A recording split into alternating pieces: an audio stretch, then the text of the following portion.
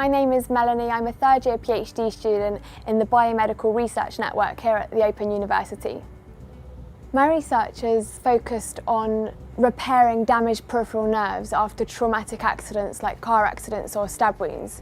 And I'm focused on the peripheral nerves which are outside of the central nervous system, so the long nerves that run along your arms and legs. These are the ones that are most easily damaged. So what I'm doing is making engineered neural tissues with highly aligned cells. One cell type that we're using are Schwann cells, and Schwann cells are the supporting cells of the peripheral nervous system, and they play a key role in peripheral nerve regeneration. At the moment, I'm working in a sterile hood, changing the media in these constructs which are part of the process of making these engineered neural tissues. The thing that really drives me in my project is knowing that what I'm doing can actually make a difference. At the moment, for large nerve defects, the current therapy is to take a donor nerve from the patient and use that to bridge the gap in the injured peripheral nerve.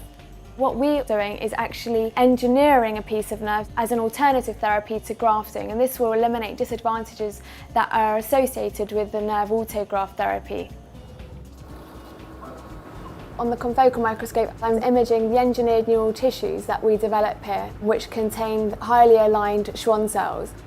I wanted to do a PhD project that had all my interests in, and I was really interested in regenerative medicine, which was quite a large part of my master's degree. And when I actually came and visited the Open University, I was very impressed with everything that I had to work with. So all of those combined really is what brought me here to the Open University.